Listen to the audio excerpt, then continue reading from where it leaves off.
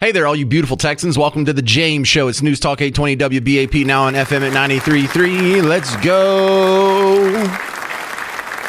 Every 24-hour news cycle matters over the next less than 3 months. We're at 2.5 months, 2 months and 3 weeks away from the election cycle.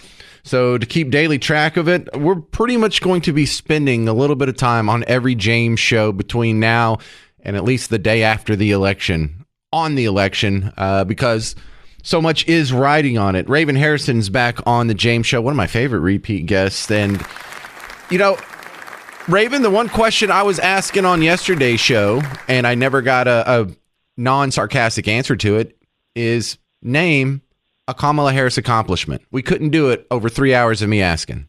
Okay, well, she's successfully the first Democrat here to be running for president who was not nominated by a single person. Right. We got a lot of sarcastic answers. We got a lot of those. And that was a fun little factual. That's right. A fact. I mean, so she gets to own that. So she doesn't have a lot of tangible. She's got great accomplishments, but none that are beneficial for this country unless you consider locking up, people for smoking dope or, withholding evidence that almost sent some guy to the chair. But she really doesn't have any. That's why she refuses to do interviews or press conferences. Well, I think that's what makes the criticism of her not doing interviews and press conferences and being available, that makes that criticism all the more powerful because, lady, you didn't go through any of the debates. You didn't go through any of the primary processes. You didn't go through any of the normal interviews and the rallies and the speeches and the town halls.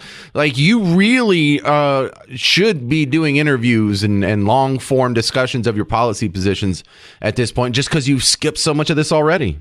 Well, correct. But the problem is that she doesn't have to. She's being propped up. She's being held up by the media. She's being held up by the Democratic Party. They are allowing this to go through, and that's the problem. She's only going to be able to run from this for so long. Trump has offered to debate her. She only wants to do it on her terms at ABC only, where she can control it, which I wouldn't do if I was him. I mean, why should he? She's not earned that right. She's not the incumbent. She's not established anything. So she's hiding out and trying to hide behind the fake publicity, and it's just not going to carry her. Raven, I get it. You get it. The guy listening to us gets it. But there's a whole bunch of Team Blue voters out there that they don't seem to be able to be shaken awake. They call themselves woke, but they're so far asleep that they don't realize they're being told to vote for someone who was just picked in a back room by oligarchs, and there's no Democrat process behind it, and you're just supposed to like it. You don't know anything about her platform. And unlike most politicians, she doesn't have much of a voting record. Being attorney general or whatever she was back in California doesn't come with the voting record. Being VP for the last 4 years, she didn't have to vote on anything. She has 2 years as a senator where she voted, and we saw that was about as left as it can get. So this woman has no record, no primary, no candidacy, just shows up and she's the nominee and they're supposed to take it. I mean, how far can you push these people before they decide, hang on a second, I feel like I'm being used here? Well, they are. But what you're going to have to do is for the Gen Z, you're going to have to push the parents because your parents can't afford to sustain you in this. You'll never own a home. You will never own property. You will never climb while we are doing this. Do you know we added $155 billion in 2 weeks to our debt? That doesn't mean anything to most Gen Z, but it will to your children and their children because you will never climb out of this debt. We are spending money we don't have, financing other wars, and she's jet-setting the country, ripping off President Trump's talking points. I mean, she cast the tie-breaking vote on whether to tax tips to go after them, and then now she's having the audacity to stand up and act like it was her policy. I mean, the people, we have to just keep talking at them. This Gen Z, they will get it, but they're not feeling it right now because they're enjoying all the goodies. She's actually paying people. Well, I would be excited too. Right, but we're not only watching how far her voters can be pushed and accept this rubber band of a candidate, but how far can the media be pushed? Because at some point we've seen them push back. And when they say, well, you haven't done any interviews, you haven't done any press conferences, you haven't answered any questions. And she told them, I guess it was over the weekend or was it Friday, that, just talk to my schedulers. We can get something booked before the end of the month. The end of the month? That's like more than 3 weeks. You can't do anything in the next 3 weeks. You're just all booked up. Well, meanwhile, for all the grief we've given Biden, he snapped on reporters today, but at least he did it. Right. So you have to give him credit for that. But yeah, she's going to hide out from the media as long as she can because she knows that she is destroyed. The last time Trump debated somebody, he ended their political career. So that is where she is hiding. She's going to kind of hide behind this as long as she can until she can get, she thinks she can get clear of it, but it will not propel her. She cannot hide from this disaster. And everything she's promising, she's had 3.5 years to fix. Explain the Roar PAC to new people. The Roar PAC is how we, the people, are going to take the country back. All this legislation, we were helping Carrie Lake get elected. We were trying to prevent Ilhan Omar. It starts when we, the people, plug in. So the PAC is designed for we, the people. If politicians only listen to money, then we have to be in control of the money. Plain and simple. It's easy to remember. Roar, ROAR, is Restore Our American Republic. So go to roarpac.com. Or no, it's theroarpac.com, right? Theroarpac.com. All right. Thank you very much, Raven Harrison, for being on the James Show again. I appreciate your time. Thanks, James. Dude, she's so nice for doing that this often. But we're going to lean on her from now through the election because this is where she shines.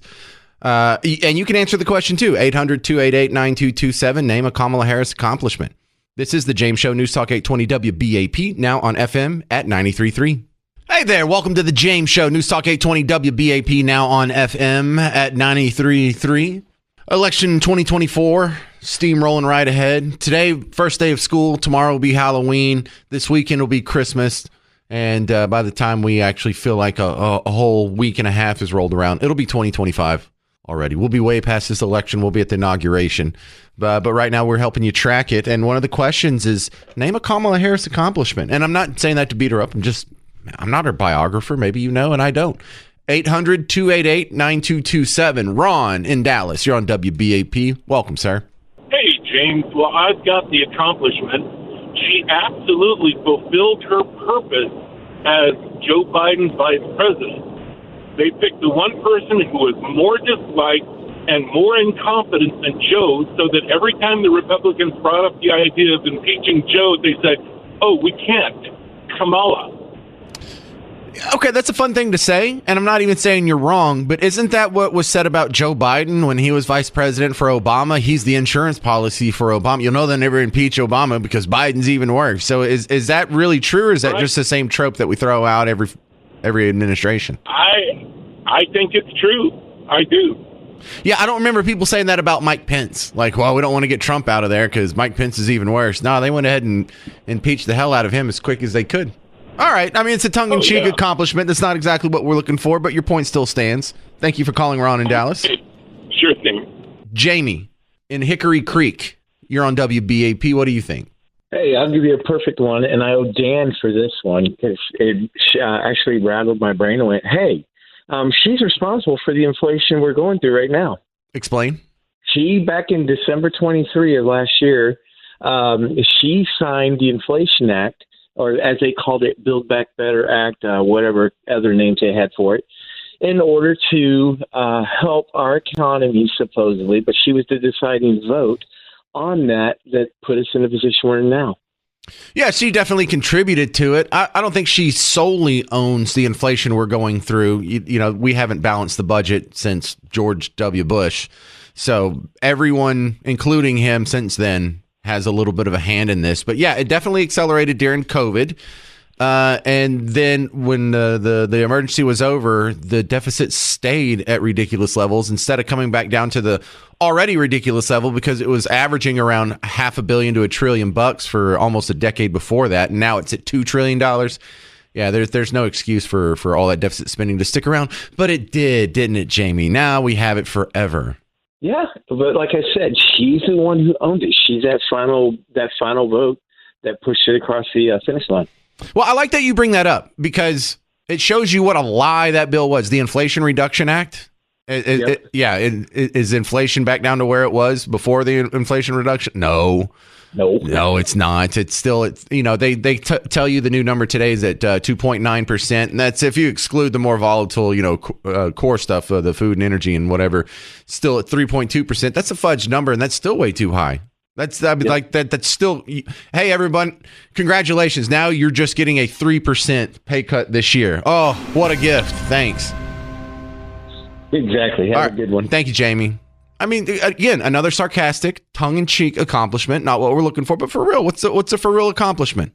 800-288-9227. 800-288-9227. On the criticism front, they're ramping up the focus on the VPs for a while. This isn't going to last. Give it a couple weeks. They'll be focusing most of their ire on Kamala for Team Red and on Trump for Team Blue. And then we'll get a little bit of a look at this subplot, this undercard again for the vice presidential debate. But I'm just wondering if any of this sticks.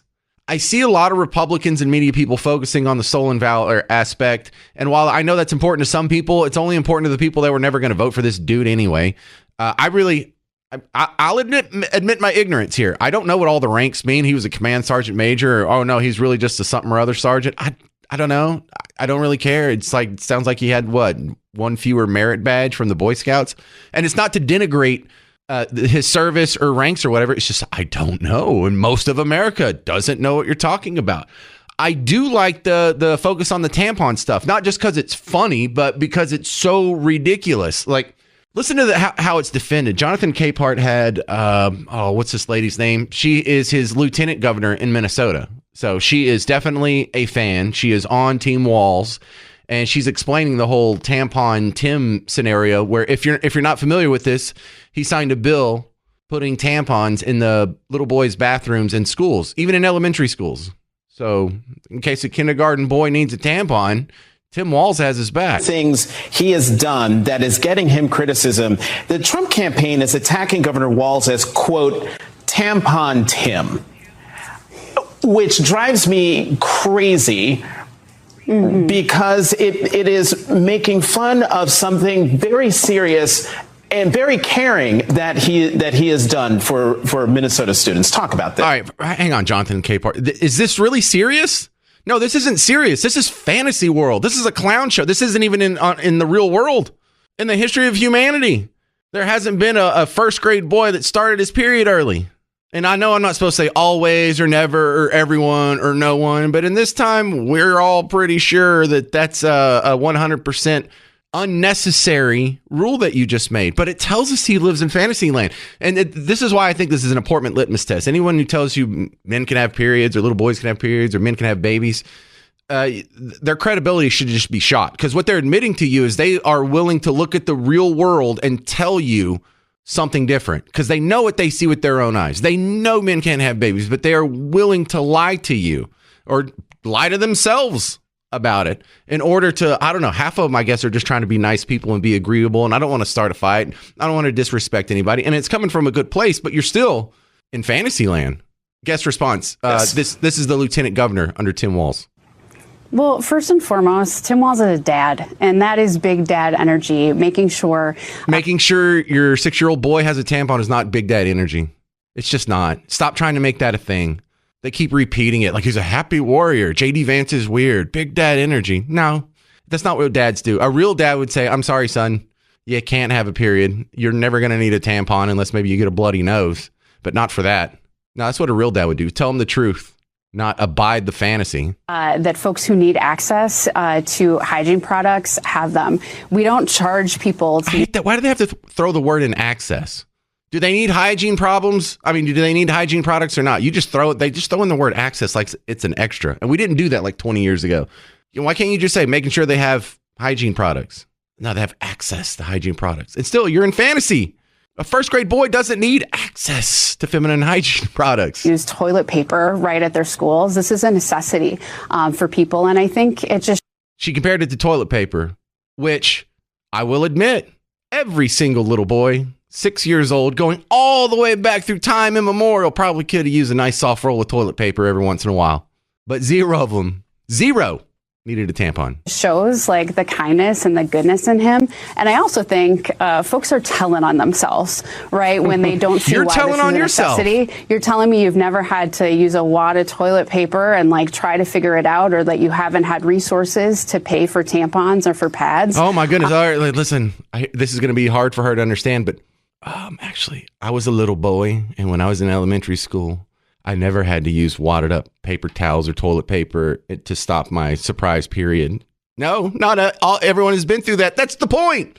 Boys don't go through that. You're in fantasy. Like, come back. You're a lieutenant governor of a state. It's nice to, if they want you to use the different pronouns and you want to respect them and not upset them and make them happy and whatever and not be a bad guy. That's cool here. But hey, you're still in fantasy land. No, boys don't need that. Call me if you think boys need tampons. We got to talk. 800-288-9227. This is a real issue, and it just shows how disconnected they are from the lives of real people across the country. Yeah, you're disconnected. You're weird. They want to give tampons to first grade boys.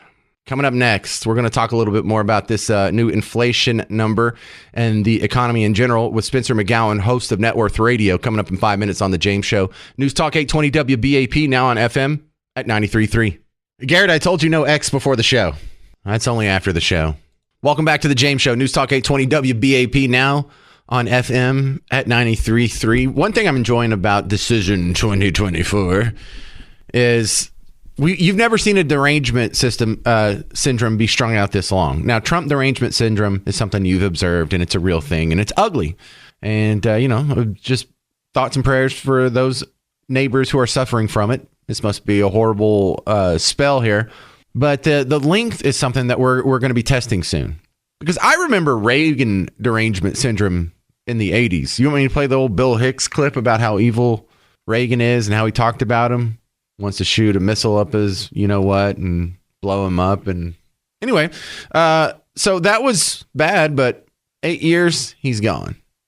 George W. Bush, there was definitely Bush derangement syndrome, but after 2 terms, gone. Never seen again.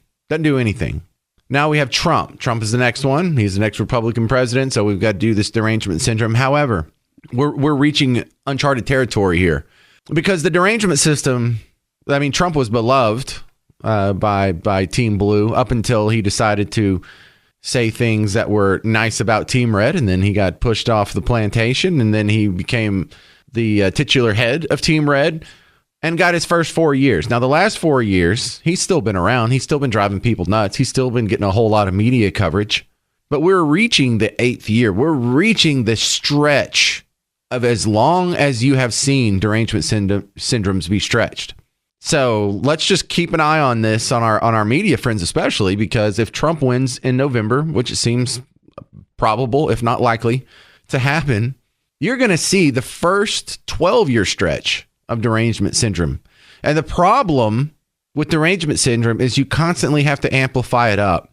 And I don't know what they're going to do. What's past Hitler? What's past Hitler plus apartheid? And I only say that sort of tongue in cheek because that's what Joy Reid, that was her breakdown of Elon Musk, not when he was the global warming activist revolutionizing the electric car industry, renewables and sustainables and green and all that good stuff. No. When he started saying nice things about Team Red and then he was going to buy Twitter, well, then he had to be destroyed. So let's check in with him now. JD Vance actually sits down to talk to CNN. Dana Bash. Didn't her husband was one of the guys who signed the 51 guys who said the Hunter laptop isn't real. I just wanted you to have that context when you hear this exchange with JD Vance. JD Vance was addressing some of the, well, I'll just let you hear it for yourself. JD Vance talking to Dana Bash on CNN. I imagine a lot of folks who are thinking about voting for Donald Trump in 2024, maybe they've bought in to the media lies about him. Think for yourself, look at what he actually said, and I think you'll find that he's, one, a very engaging guy, but two, was a very good president. There aren't media lies. We play him and we let him speak for himself, and so people are getting exactly. I'm not accusing you of lying, Dana. I know I like you, but the media lies from time to time about Donald Trump. I know you're not, but people hear him for himself. Yes. We don't lie about Donald. How dare you say the media lies about Donald Trump? What a ridiculous assertion. Are you kidding? They've said that more of their reporting on Donald Trump has been inaccurate than accurate. You realize like the top news story of 2017, 2018, and 2019 was the Russian collusion story. It was the plurality of news coverage was spent on that over every other story. And by plurality, not a majority, just the most out of all the stories. None of it reached 50%. But they spent more time on that story than any other story. Turned out to not be true. What about the details within the Russian collusion story? You know, like the PP tapes, and the Russian prostitutes, all that fabricated. You never lied about him? Oh, you just got some bad reports about him. That's weird. Does it ever work the other way? Did you get any bad reports about Obama or Biden or something that you got wrong? You lied about Hunter's laptop being a Russian plant. That's why I brought it up before I played the clip. Dana Bash, your husband literally lied about it. You didn't lie, CNN? You didn't lie about the very fine people quote after Charlottesville? When they took it out of context, there's very fine people on both sides. And he adds, like, in a qualifier. I'm not talking about the neo-Nazis. They deserve to be condemned totally. But other than that, you had some very fine people on both sides. You didn't lie about kids in cages. Oh, my God, can you believe Donald Trump putting kids in cages? Let's go down there and take pictures of them. Show them the inhumane conditions, the violation of the Geneva standards. This is international crimes against humanity. Hey, those cages were actually built under the Obama administration. Oh, okay, moving right along. Next outrage. And then they don't go back to them. They didn't anybody dress in all white and go take pictures in front of a half-empty parking lot and at a chain link fence outside of the kids in cages. Media, you didn't lie about the Covington High School kids accosting a veteran minority Native American who just wanted to drum in front of the Lincoln Memorial. No, they were wearing MAGA hats, so they had to be destroyed. You had to convince your audience to hate them. Reza Aslan from CNN tweeted that, have you ever seen a more punchable face? About a minor child, simply because he was wearing a MAGA hat. Oh, no, you don't. No, the media doesn't lie. No, I'm sure. No, you're right. We're probably wrong on all this. The opening ceremony at the Olympics really was about Dionysus and not the Last Supper. That's right. Yeah, y'all never lie. Biden, he's not in mental decline. He's been great these last 5 years. In fact, it's a shame that he's been tied up with the stupid presidency thing, or he could have won like the last 14 days in a row on Jeopardy, I'm sure. You didn't lie about inflation being transitory. I mean, you were told it was intransitory, but you don't have the critical thinking skills to say, is that even true? No, you just pass it along because it helped the narrative. I mean, how many times either you're lying or you're incredible dupes when it comes to masks, when it comes to vaccines, when it comes to lockdowns, when it comes to inflation, when it comes to Biden's mental condition, when it comes to Dionysus. How many times were you told, oh, you need to study up on your Greek history? Well, that wasn't about your Greek history. And you didn't think that either. You're just repeating something that you thought sounded good. Coming up next, we'll get a quick update. Donald Trump is speaking at a rally in North Carolina. You'll hear a little bit of that live coming up next on The James Show. News Talk 820 WBAP, now on FM at 93.3. Hey, welcome to The James Show. News Talk 820 WBAP, now on FM at 93.3. Don't confuse the headlines. There's a national headline where Google search results have been deemed a monopoly or worth investigating as monopoly or whatever. I'm not talking about that national headline. Here in a sub headline in the state of Texas, there's another investigation that's happening of social media platforms. This one could have some implications for national politics leading up to the election because they're being investigated for election interference.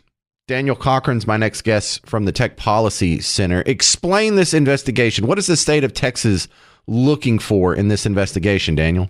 Great to be with you. The Texas Senate has opened an investigation into Google, Meta, TikTok, and X, and it's specifically looking at how they moderate and curate political content in the lead up to November. Now, you mentioned Google. Google's really important because Google search it basically makes up 90% of searches in America. So if you're searching for anything, whether it's the pizza shop or a political candidate, 90% of the time it's on Google. So Google has an immense ability to shape your perception of political candidates and issues. And unfortunately, what we've seen over the years is that these companies are biased in the way they do that, and that can really impact the outcome of our elections. So the Texas Senate took a major step by sending these companies requests for documents and internal communications that would shed light on those processes and give us information about how they are moderating content around our elections. So Skeptical James sees a lot of these investigations as the first step for some legislative body to try and seize power, if not by fiat, by regulation. And I kind of smell some of that here. Is this just politicians trying to seize control of social media? Not at all. In fact, it's the opposite. It's trying to ensure that social media works for the people. It's not about a political agenda. It's not about the left or the right. Regardless of who wins in November, the thing we should all be able to agree on is that the say should be left to the American people, not big tech monopolies. And if they are in charge of policing content online, they need to do that in a way that doesn't specifically advantage a particular candidate or party. They need to do it with an equal hand, and they need to give all candidates an equal chance to reach voters and talk to voters. Again, that's a question that needs to be left up to users and voters, not these big tech monopolists. You know, I've always, I'm sympathetic to the complaint here, but I've always thought a better approach would be to treat some of this under campaign finance law instead of trying to curtail speech or control speech. Like I was bringing up the CNN Politics made a 13-minute long video on the background of Kamala Harris that when I went back and watched it, it could have just as easily been made by the DNC or a pro Kamala super PAC. It was a campaign video, and for me, wouldn't a good approach be for some entity like the state of Texas to go to the DNC or go to CNN, and say this counts as an in-kind donation? This is clearly a pro-political. This is not a news piece. This is a political piece. If you're going to be this political, then it's going to count under FEC law.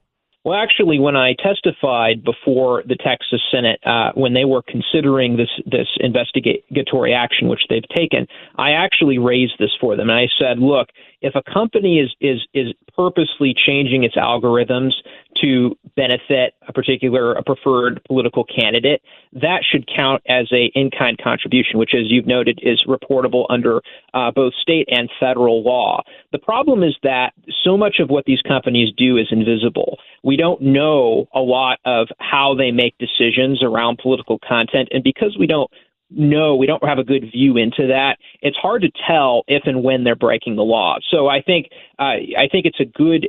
We should be looking at how to use campaign finance law, but the campaign finance law is no good to us without transparency, and that's really what this investigation is about. It's about opening up the books at these four major platforms to let the American people know how these decisions are being made. And I think once we have a better view of that, then the legislature might consider laws that would require them to disclose certain things about, for instance, how they're changing algorithms during elections and how that might affect political content. There's a variety of things they could do around transparency, and I think that's always the right place to start when we're talking about these companies' ability to affect our elections. Right, and I think a lot of people agree with me, and we understand that any platform is going to have some bias. I would just prefer for them to be a little more transparent about it. Now, again, I think you want the same result, but what if we took like the fraud route? What if we said, look, you can't call yourself a news organization if you're going to 100% choose stories and report them in a way that benefits one political party over another? Now you're not a news organization. You're a political activist outfit lying to the consumer, presenting yourself as news when clearly you have no even pretense of balance. The big difference between big tech and your typical news outlet is that news outlets can and have been sued for the content they publish. They are responsible for it under the law. Big tech has basically legal immunity from the content that's shared on their platforms and how they moderate it because of a law called Section 230, which is part of the Communications Decency Act. And look, our argument here at Heritage has long been that if you're going to have the legal protections of a conduit, then you shouldn't be able to act like a publisher, right? So a news organization is clearly a publisher. They have certain rights as publishers, but they also have legal responsibility for what's published. Big tech has the legal privileges of essentially a common carrier, but they have the benefits of a publisher. They can have it both ways, and that's, I think, one of the larger issues that Congress needs to address, especially going into next year. Daniel Cochran from the Heritage Foundation, thank you very much for your time, sir. Thank you. Appreciate it. All right, let's jump in. I want to catch see what Trump's talking about. He's at a rally in North Carolina giving remarks live. They are a threat to democracy, but thanks as well to members of Congress, Chuck Edwards and Virginia Fox, warriors. Thank you, wherever you may be. Good. Thank you. Thanks, Chuck. Thank you, Virginia. All right, now hit pause on this. State auditor candidate. So we paused it at the beginning on the one TV. On this other TV, it kept going while I was talking to my last guest there, and it looked like he was taking questions. It looks like he's still taking questions. I don't know if he just stopped and pointed at something. Maybe someone had a nosebleed or I don't know, spilled a Dr. Pepper. But it looks like he's taking questions because I was watching with the audio off. Here he goes again. He just did like a 2-hour sit down with Elon Musk. Now he's taking questions just randomly from randos in North Carolina that's not pre-prepared. He doesn't know who they are, doesn't know what question's going to be asked. And this is exactly what Kamala needs to be doing right now, and she won't. 800-288-9227. More highlights from this Trump rally coming up next on The James Show. News Talk 820 WBAP, now on FM at 93.3. Hey there, all you beautiful Texans. Welcome back to The James Show. It's News Talk 820 WBAP, now on FM at 93.3. Let's go. Coming up in a half hour, a very important edition of entertainment news with Dallas radio legend Pugs Moran. But I'm not quite done getting you all caught up on the news just yet. I want to talk to Matthew Wilson, SMU political science professor. Welcome back to the James Show. Matthew, I think the big issue that a lot of people want to see now, or that's probably the next one to come to a head, is Kamala not being available for questions, not being available to the media, not doing any long-form interviews, not doing any press conferences, not doing any town halls. And the reason why I'm watching this so heavily is because Joe Biden got pressured into doing that, and it didn't work out for him. Where's Kamala on this? Well, she clearly would like to have as little media exposure as possible. She essentially wants to run out the clock by getting as close to the fall election as possible without doing difficult media exposures. And she'll speak from a teleprompter to friendly crowds. She may do some friendly interviews where she knows the outlets won't push her too hard. But in terms of doing hard-hitting interviews with major media outlets, she's not going to do it until she has to. And right now, voters aren't making her because they're not really making her pay a political price, at least according to the polling, for having that level of non-exposure to the media. So, right, and that's kind of my next question. Yeah. Does she even need to? She looks like she's doing fine without it. Yeah, I mean, she's running right now at least even, if not a couple of points ahead of President Trump. And so she might feel like, why do I need to take a risk? Why do I need to put myself in a situation where, I might give a dumb answer to a question, where I might, spew some word salad that would get made fun of? She certainly has a track record of doing that. And so until voters seem to hold her to account and say, hey, why won't she answer tough questions, then I think, she'll try to play out the string and get to the fall election without doing much media exposure. Well, and to be fair, I'm really only hearing this complaint loudly from Team Red. I'm not hearing a whole lot of even my Democrat friends, but especially people in the media. They don't seem to be upset about this. If you already support Kamala Harris, you don't need to hear more from her, I guess. That's right. I mean, there is some media grumbling about it, but the reality is that by and large, people in the mainstream media so despise Donald Trump that they will hold their nose about stuff that otherwise would bother them in the interest of seeing Trump defeated. So normally, a lack of press availability, even from a Democrat, would really anger the mainstream media. But I think some members of the mainstream media are saying, we'll just bite our tongue about this for the next few months. Let's get Trump out of, let's have Trump lose, and then we'll start to criticize Harris if she won't talk to the media. So I don't think anybody should expect anything before the convention, which is next week. But then she said that she will have a scheduled sit down with somebody before the end of the month. It's like, man, she's already being able to push that goalpost back another 3 weeks. I think she may never have a full press availability before the election, and it won't matter. I think it's possible. Now, presumably she'll have to answer questions in a debate format, although as we see, both Democratic and Republican candidates in the debate very often don't answer the questions. They sort of give their pre-prepared talking points, or regardless of what they've actually been asked. But of course, we know that the debate was what ultimately doom Joe Biden. I mean, his performance was so catastrophic that it set in motion the train of events that forced him out of the race. Now, I don't think Harris will have a debate performance anywhere near as catastrophic as Joe Biden's. I mean, no one ever has. So it won't be that bad. But that would be the one opportunity where she'll have to answer questions of some substance where she's not reading off a teleprompter. You know, that's a good point you make. We actually all together just experienced the worst presidential debate performance ever. That's how bad June was. So, yeah, the bar is set so low. She can't do any worse than that.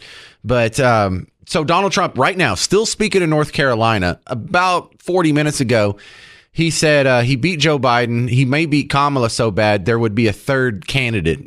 Is that still possible? Could they replace Kamala?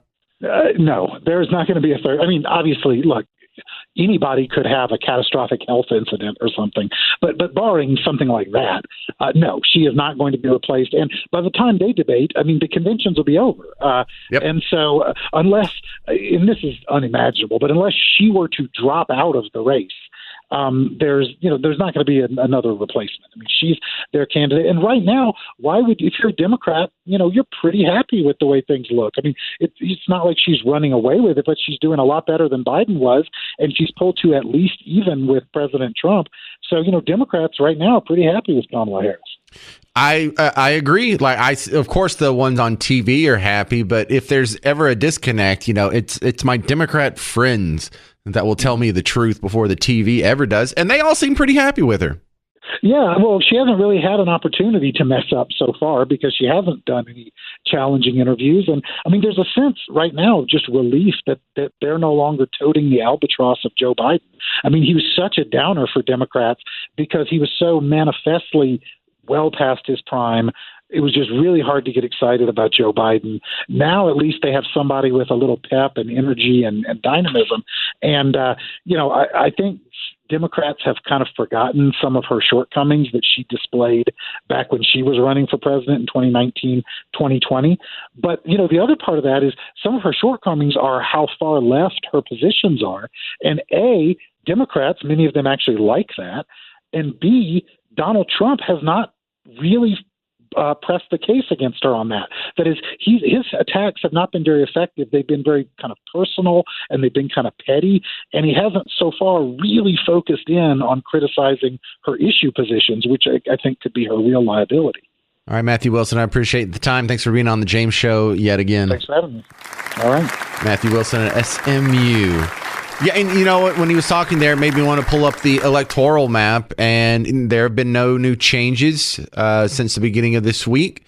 We're still standing. If you count the toss-ups, there's 111 electoral seats that are toss-ups. Harris-Walz has 208. Trump-Vance has 219. So, okay, it's a little close here. But if you take out the toss-ups, it's Trump-Vance 287, Harris-Walz 251 as it stands right now. If the election were to happen today and no one stole anything or threw in some extra ballots or stopped the counting or rigged a machine, it's close, but it's still looking like a tight victory for Team Red. 800-288-9227, 800-288-9227. This is the James Show, News Talk 820 WBAP, now on FM at 93.3. Hey, welcome back to the James Show, News Talk 820 WBAP, now on FM at 93.3. Donald Trump is still speaking. Now it's been over an hour. He's just out there in North Carolina chopping away. I guess he wasn't taking questions. He must have been pointing and talking, and I don't know, maybe there's a heckler or something we missed. But Garrett and I stopped down on the commercial break to listen to some of it. And he's not just telling stories about, for my first T-ball tournament when I was 8 years old. No, he's on policy. And this is what people are saying Kamala Harris needs to be doing. This is what people were saying Joe Biden needed to be doing to get rid of those rumors that he was demented or off his rocker. And I don't know. I am of a dual mind about this because especially after talking to Matthew Wilson in the previous segment. I don't think she does. I don't think she does have to go out to the media and prove herself. I don't think she does have to answer tough questions from a unforgiving source. I don't think she has to do a town hall. She doesn't have to do any long form interviews or question and answers or press conferences. This is the advantage of having the media just totally in the tank for your team. Is it fair? Of course it's not fair, but this is a world we live in. Okay.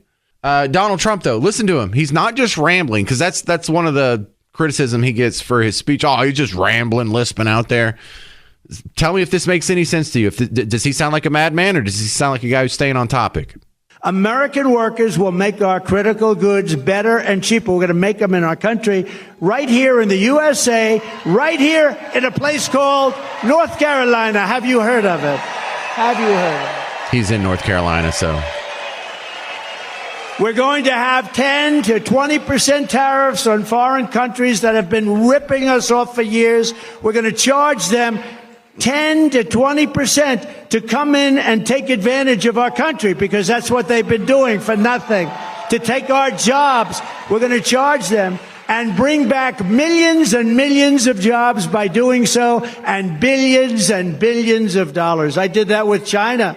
I took in hundreds of billions of dollars with China. Nobody ever took in 10 cents from China, and it slowed them down, and it made us much better. In fact, Biden's been unable to take those tariffs off China. All right, so good. He's staying on policy. No ad hominem attacks. No random rambling stories. He's staying on issues that affect you and your family the most. And we're talking about, inflation and immigration and all these other things. We're not talking about superfluous things that don't affect you, like where people with gender dysphoria go to the bathroom. I always feel like those talks don't do him much good. But that's what he sounds like after already being on the stage for an hour and about 20 minutes. Does he sound old? Does he sound incapable of doing the job? I sure do see a lot of headlines for that now. All of a sudden, there's a lot of people who 2 months ago were not concerned about age. Really? Does it sound like age is a problem to old Trump? All right, so what I was going to do before I was so rudely interrupted by Trump, why does he have to do this during my show? I'm kidding. I love it.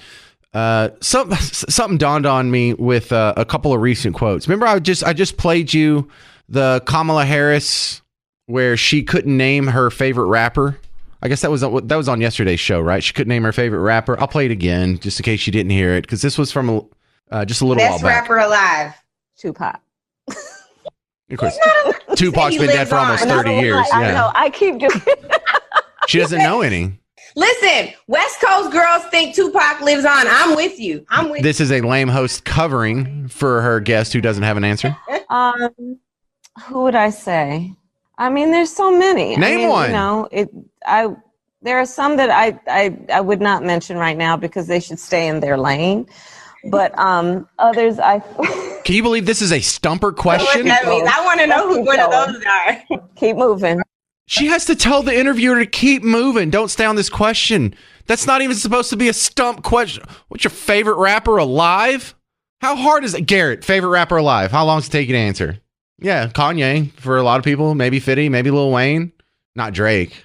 All right, so I don't know why I didn't put this together when it happened. I failed you as a host. I could have done better.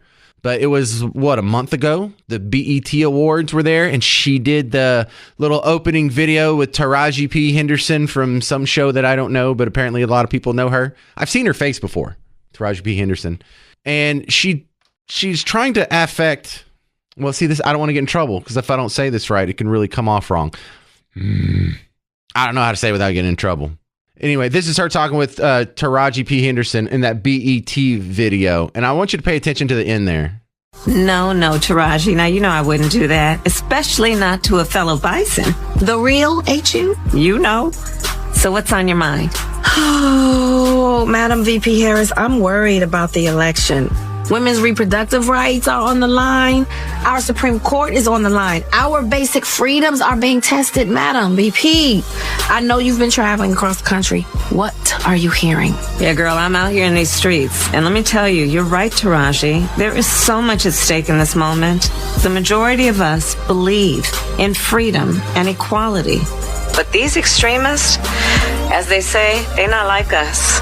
They not. There's a full-on attack. All right, so they not like us. I don't know if you know where that comes from, because maybe the average WBAP listener doesn't know where that comes from.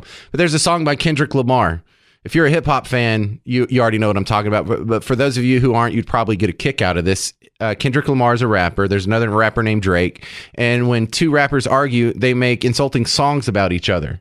And one of the songs that Kendrick Lamar just made, it came out in May. It's huge. It's hilarious. I love it. It's called They Not Like Us. And so it's not that Kamala Harris doesn't know how to conjugate her B verbs. She was quoting Kendrick Lamar. At least I thought. Does she even know she's quoting Kendrick Lamar? Or did someone else write that little skit for her and she just read her line? Does she know? Because she could have just said at this interview, hey, who's your favorite rapper alive? I don't know. I like a lot of people. I mean, Kendrick Lamar, just throwing it out there. Does she even know? Does she even know that was a quote from a song? We don't know. Because she tries to pretend like she's from that culture. Really, from our culture. She's not like us. Were you going to a Hindu temple on the weekends while you were being raised at your private school in Montreal?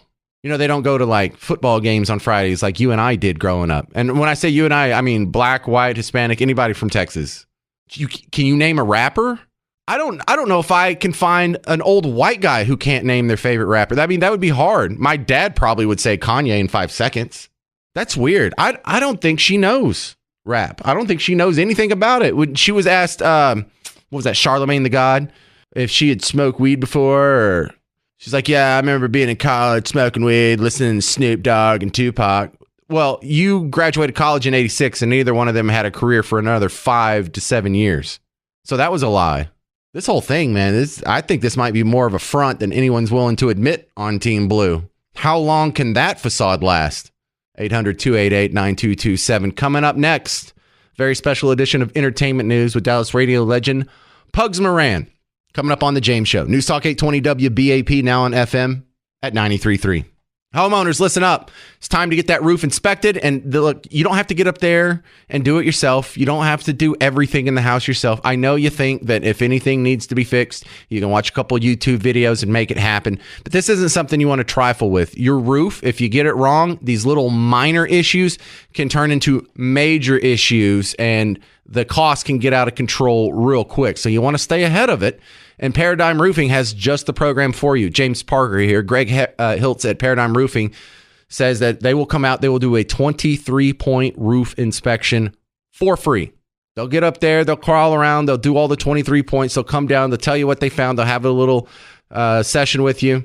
And if something needs to be fixed, they'll give you the estimate. If you do need a whole new roof, you can mention this show and get $500 off. But what's probably going to happen is they'll just high five you, tell you did a good job, and we'll see it next year. And then you don't have to worry about it. But the way this happens is you have to call them. Greg doesn't have your number. He can't call you. You have to call him. 972-542-7774. Go to ParadigmRoofs.com or 972-542-7774.